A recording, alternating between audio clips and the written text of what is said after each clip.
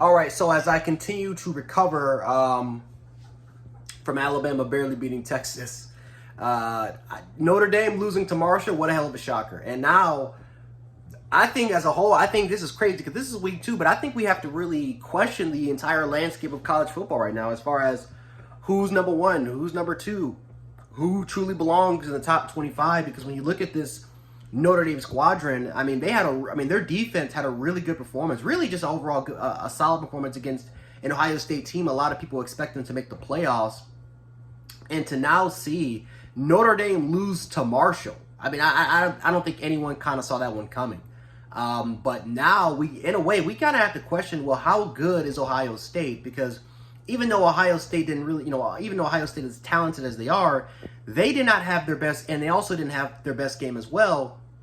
At the same time, that game was extremely competitive against Notre Dame, and it wasn't like they went on the road to South Bend. They played at home in the Horseshoe, and barely, and in a way, that game was close for all 4 quarters. So to see Marshall really win this game comfortably, because this was a comfortable win for Marshall, that is shocking. And again, we just now have to kind of question the entire landscape of college football as a whole, because really, who's in the top 25? Who are the top teams? Is Ohio State as good as they say they are? Alabama barely scraping a win against Texas by 1 point, even with the loss of Quinn Ewers, and also with the hurt Hudson Card. How good are some of these teams? I think that's the question. And by the way, for people who don't know, I am an Alabama fan. So yeah, I mean, how good are some of these teams? A&M right now at this moment are struggling with Appalachian State. The game is tied 14-14 in the 3rd quarter. They're ranked 6th. So again, how good are these teams? I think that's definitely got to be a question. But I got to give a lot of credit to Marshall, and I watched their head coach in the post game, and for the most part, he is pretty much saying in his interview that, listen, a lot of people expected this game to be a huge upset. Or a lot of people that, if Marshall won, it was going to be a huge upset.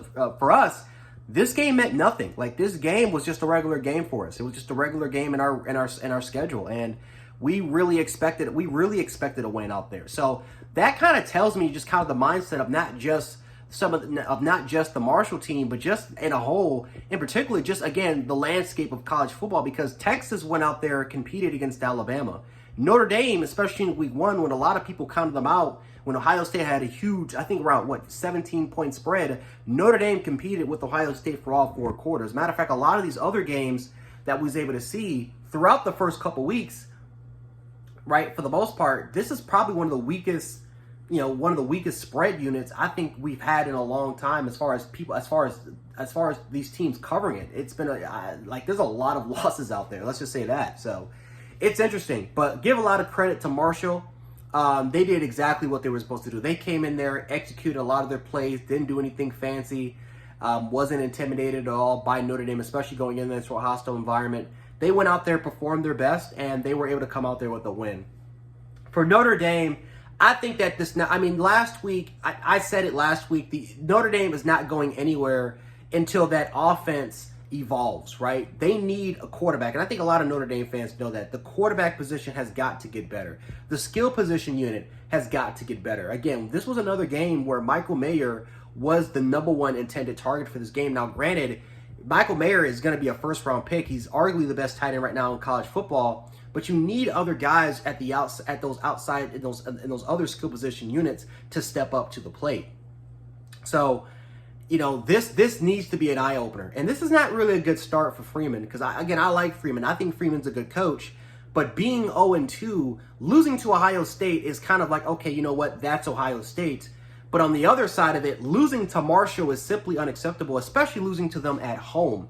So this is not a good start for them. I'm not saying that Freeman is going to be on the hot seat, but this is definitely going to be an eye-opener for a lot of Notre Dame fans to really kind of question Freeman and question the direction of what the program is going towards.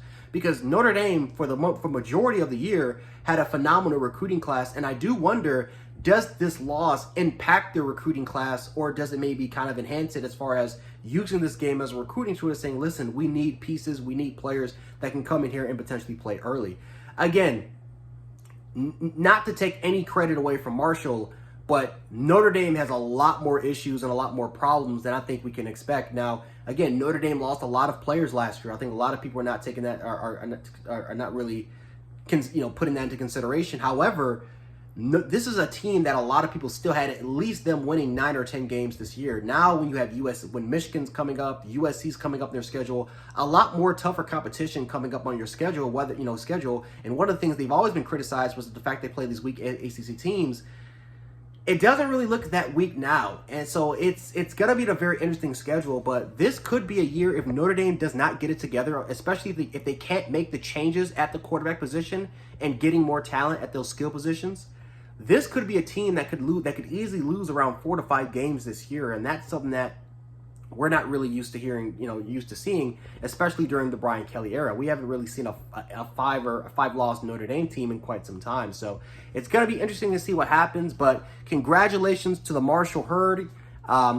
Huge win for your program, and we'll see what happens. Can Marshall be that new group? Could they potentially be that group of 5 team that could maybe challenge for the playoffs, or was this just a 1-win occasion? That's just something that we're going to figure out. But Notre Dame, a lot of issues and a lot of things you guys need to clean up. Of course, I'm not, as a Bama fan, the same shit needs to apply to us as well. But congratulations to Marshall. But anyway, guys, Jan Sports. I'll catch you guys in the next reaction. Peace.